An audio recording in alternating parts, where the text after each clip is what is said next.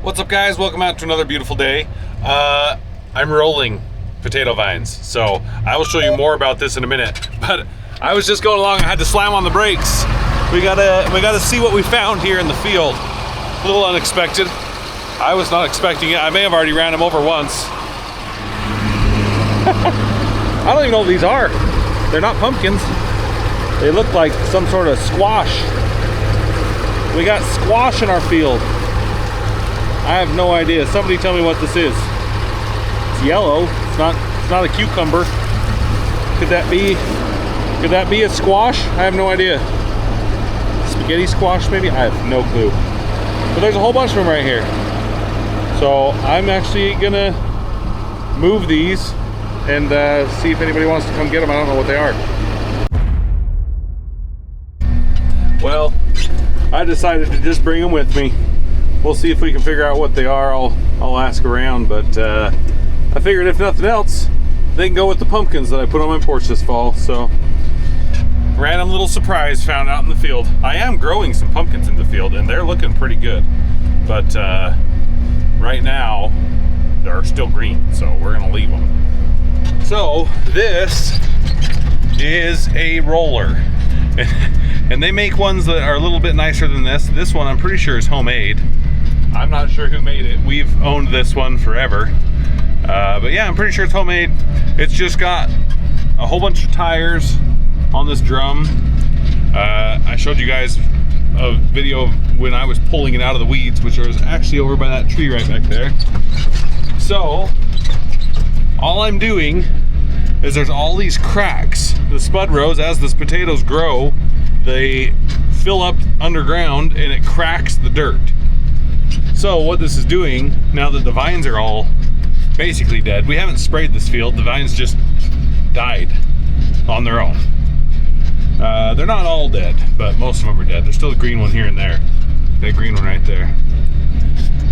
But it's just sealing up the cracks is all we are. Because if the cracks are open and the vine's dead, then the sunlight can get in. And if the sunlight gets in, it'll turn the potatoes green, and nobody wants green potatoes. So we're sealing up the cracks so the potatoes don't turn green, because we are not watering this anymore except for when we water to dig. And so this is just gonna be sitting for about 3-4 weeks until we harvest them.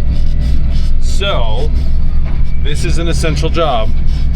Hopefully this roller doesn't break and we can just get all of them rolled and not have any problems. So this is what I will be doing for the next probably 2 weeks. Depending on how fast I can go. I'm going about 8 miles an hour, except I slow down over pivot tracks because if this frame bounces, I actually had to weld up a whole bunch of cracks on it this morning. Like there's a big pivot track right here. I try to slow down over these big pivot tracks. Granted, that thing doesn't bounce, but the tractor gets beat up. And then I speed back up to the next pivot track. So, this video is gonna be a little bit different. I was going through our Google Drive. So we have a shared Google Drive between everybody on the farm. And there's a whole bunch of footage on there that I didn't really have a place for. It's really cool videos, but it wasn't like I couldn't make a whole video out. So what we're gonna do is I'm gonna show you a bunch of footage from the Google Drive, starting with this. It was when we had a field that needed to be sprayed, and sorry, I'm trying to shift my line a little bit. But we had a field that needed to be sprayed, and the spray helicopter didn't want to do it, and the ground rig didn't want to do it. So we had the drones come out and spray. So Christopher went out and took a bunch of video of the drones spraying, kind of showing you how they work and everything. So we're gonna watch the video of that. Hope you enjoy it. The drones are back. We're spraying a field here that got 2 drones going, spraying on some matrix so we can kill the grass and the hay. They got their little workstation going up there. These drones just go out and go to work. So, see if we can get them going.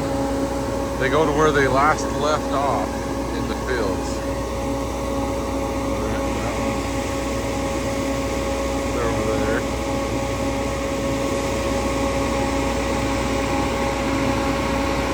That one's right there. See if we can get them spraying here in a second. Okay, you see that one. That one's spraying.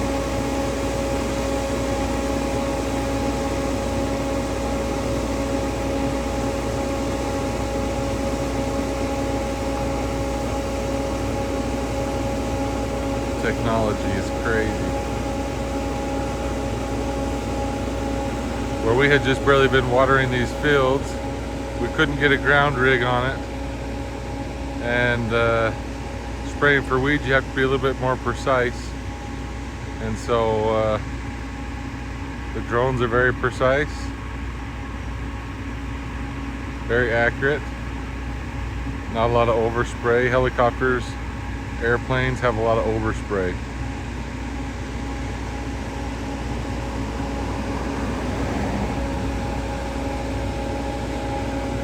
So there you have it. There's that drone. Zoom out here. You can see the other drone over here.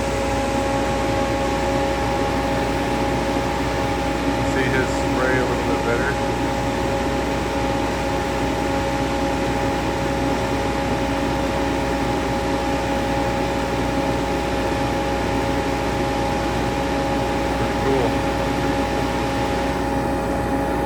Got the guys up here. If you notice, they are not touching anything. They program the fields. They fly the fields, program all the obstacles. This field has some power poles in it, and the drones fly on their programmed flight path. Comes right to the end, turns over, goes back down.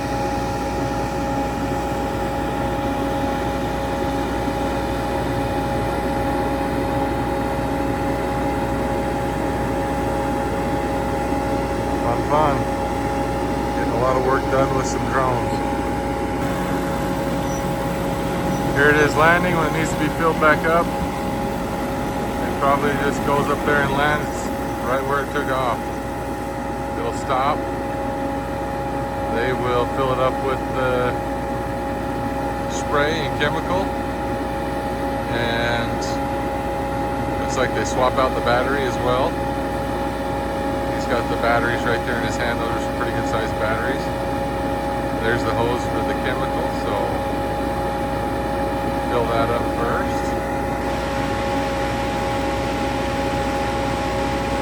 They don't hold a whole lot. Oh, there's the battery.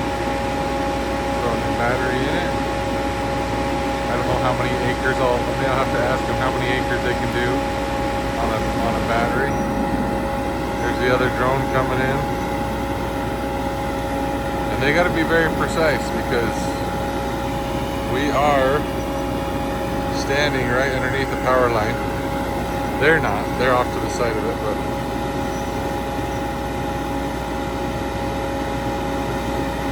so now he'll do the same thing on the other end. Probably swap out the battery and yep.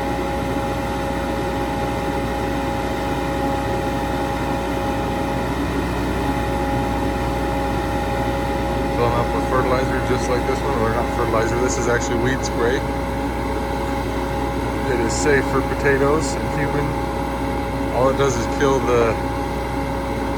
some wild oats, grasses, and other weeds that are in the potatoes.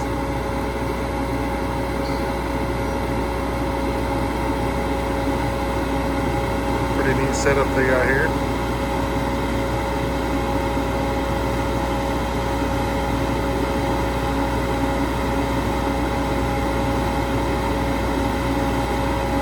I think what he's going to put that battery in right there is a battery charger. I think that's the main reason why they have that big generator running.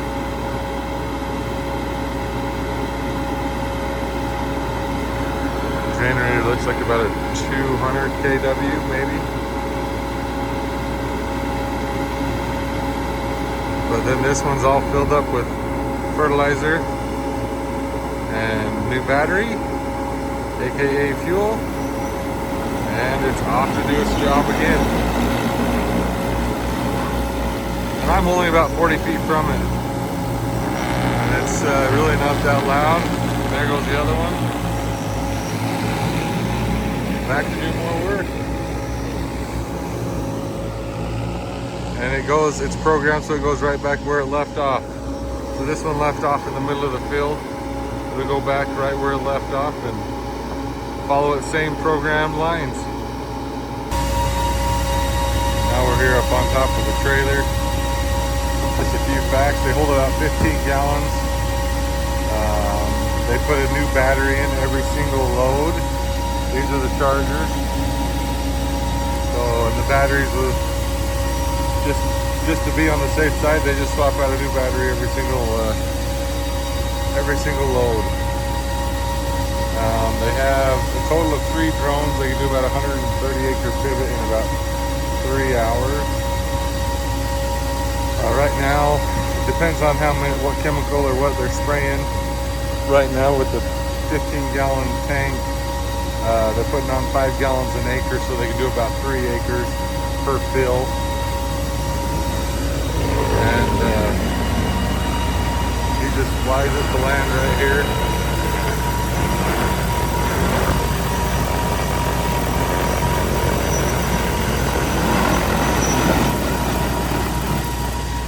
Lands on the deck and he'll fill it up and swap the battery out. Pretty cool stuff. He's got his radios up here. They have a pre-programmed flight path. Obstacles, and that one's good to go. So the turnaround is about a minute.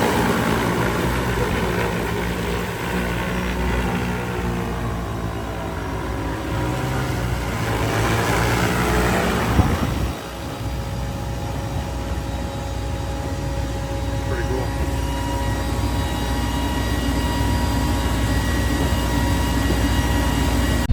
Hope you guys enjoyed that. Here is the spot in the field where we had that giant mainline break. It goes all the way over there earlier this year. So if you haven't seen that and you want to see us repair like a 800-foot piece of the mainline in this field, go back, I don't know, a few dozen videos and check that out.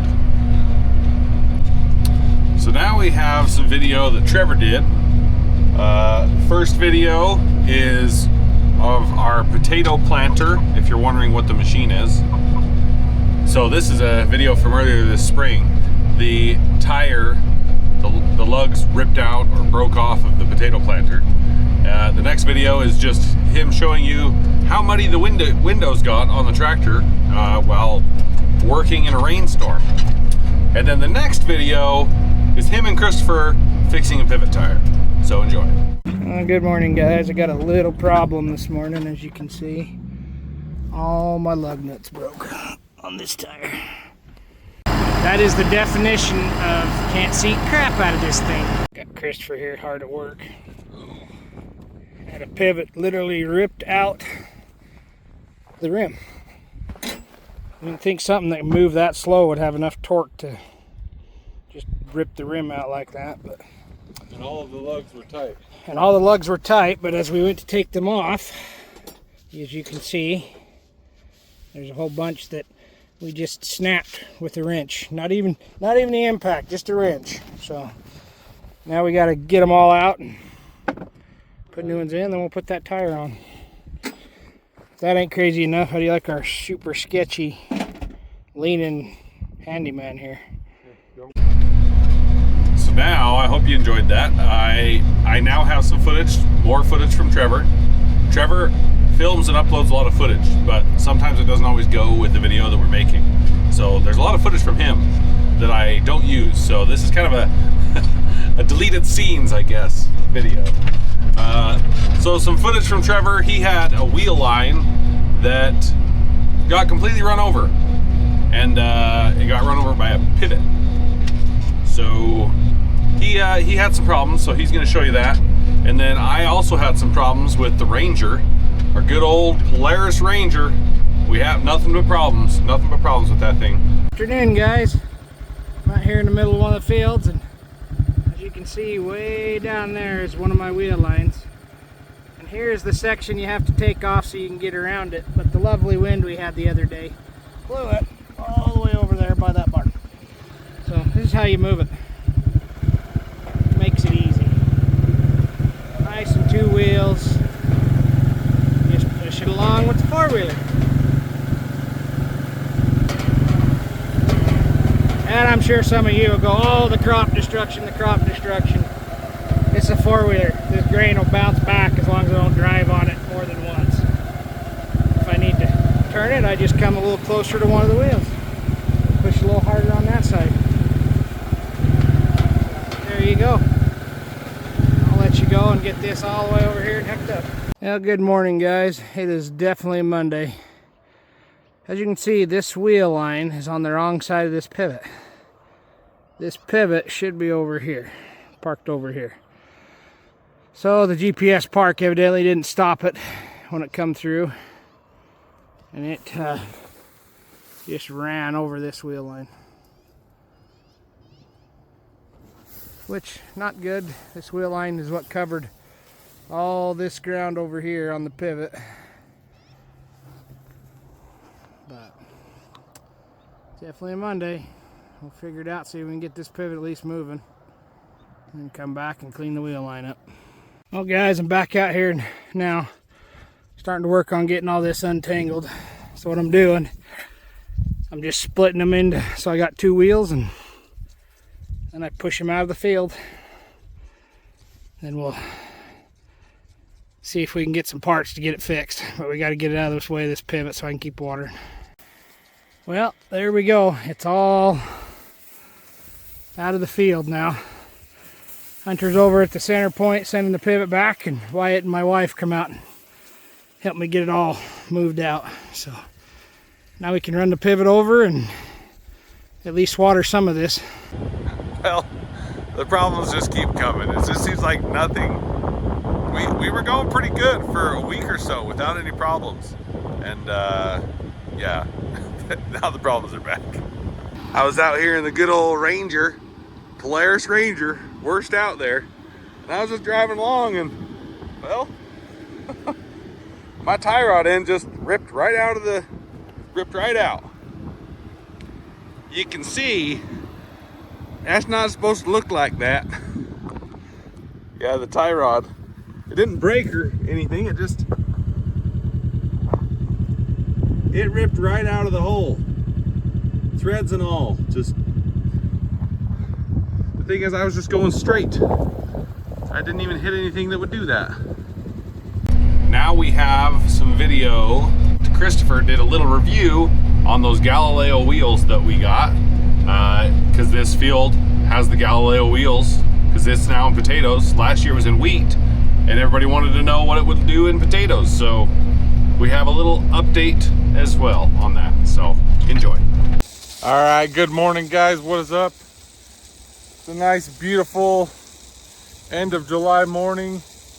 We're standing out here in the potato field, just getting this pivot going here behind me, and it just pressured up, so now I'm getting wet. But I thought I'd just give a little bit of an update. You know, I know last year, I think it was last year, Galileo Wheels sent us a couple of Cup tires, the airless tires, to try out. And I personally, last year we had this field in grain, and now it's in potatoes, so it gets watered a lot differently. And so I thought I would just show you what this tower right here, those are Cup. They're really flat. The trench looks really flat. However, this tower just got behind, so I thought I'd walk out here. It's the second tower in. This field has some hills. I mean, not huge hills, but enough to make it so the mud kind of runs back into the hole and back out. But I will try and show you. The ruts are surprisingly deep. You know, for this tire, one of the things they talk about is, you know, you won't get as deep of ruts, it won't get stuck. And I don't know, honestly don't know if it got stuck or what happened. It got behind, but all I did was hit the safety override for 5 seconds maybe, and it clicked back on. And because I watched this one come and walk into line, the safety said it was good, and so I thought I'm gonna come out here and see how bad of ruts they are. So I'll give you a few, I'll turn my camera around here in a second and show you how deep some of these ruts are, what it's trying to go through, and we're definitely giving these tires a good test. I know it's fairly hard to see in the mud, and I don't want to get soaking wet at 6:30, 7 o'clock in the morning, whatever time it is, but it is pushing. You can see that gearbox. The gearbox is almost dragging on the mud, and it's pushing, you know, at least a foot and a half. You can see kind of how deep the track got over there. That's kind of where it was stopped at. I'd have to say in some spots it might be, you know, I don't know, foot and a half deep. And so, you know, it still gets pretty deep, and this is a pretty heavy soil. The problem with this soil is if we, you know, this time of year you like to leave the pivots off. You got to have off time. So when you have off time, when you're running them more constant all summer, the mud stays nice and like loose, so it pushes through it. But when you shut it off, you get down here and you get to this stuff. Well, that might look hard, but oh, let me show you a spot like right here. It looks hard, but I just stepped in it, and it's like kind of like clay. And as soon as you get it wet again, it liquefies a little bit, and then it makes it really hard to go through. But this is the track right here, and I know it's hard to see, it's hard to tell how deep it is.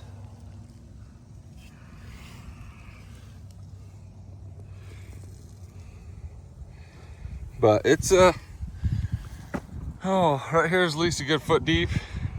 It's nice and flat, but I really don't like it when my pivot shut off in the middle of the night, so that was a little concerning. Why? Anyways, so we'll keep a watch on these pivots. This pivot also has the same Era Cup wheels. It has them on the second to last tower. Whoa, out there. The second to last tower has it, and it was usually one that would go to a spot and about get stuck too, and it hasn't got stuck either. So they're doing a good job. I think it's just you know, about time to harvest the potatoes, so stay tuned. Now, we do like those Galileo wheels. They work pretty well. It's just that one spot of the field. There's other spots in that field where they only left a little tiny rut, but that spot just happened to be a low spot in the field, and that's where all the water went. So they still make a rut when there's a lot of water. So one thing about living here where we do, we are only 2 hours from Yellowstone National Park, which is pretty cool. If you've never been to Yellowstone National Park, it's one of the only places in the country where you can go. I think it might be the only place in the country. I could be wrong, but I think it might be the only place in the country where you could actually go and you can see wild buffalo. Like American buffalo, bison, whatever you want to call them. We call them buffalo around here. Yeah, it's one of the only places you can go and see them. Well, Trevor went there earlier this year, and he filmed a whole bunch of stuff at Yellowstone National Park, and I thought, you guys might want to see that. A lot of you aren't even from this country, so you may never go there. So I'm going to show you some videos from Yellowstone National Park that Trevor filmed. Enjoy. Here at the Firehole River, it's one benefit to living, farming close to Yellowstone Park. We got just a couple hour drive and we can come up here.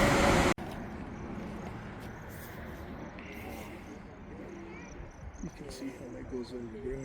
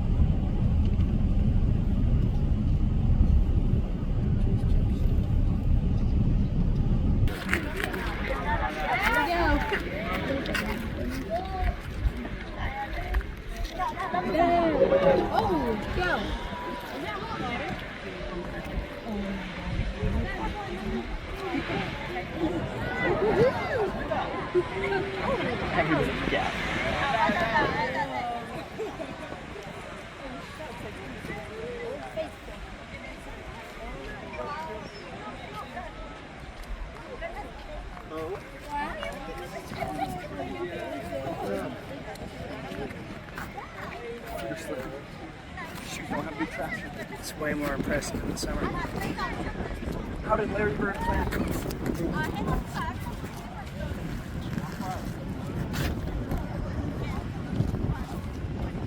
Old Faithful.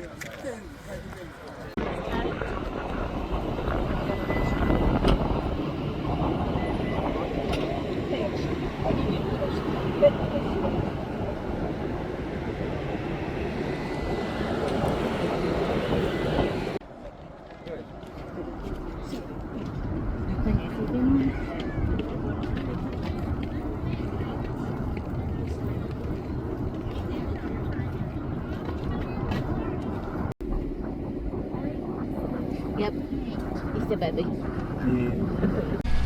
We have a big storm on the way, but it's okay. This job does not get stopped with rain. So I'm just trying to seal up these cracks. Hope you guys enjoyed that Yellowstone footage. Yellowstone is a pretty cool place, and I'm glad that I'm lucky enough to live close enough that we can go. We usually try to take our family there at least once a year and just see all the animals.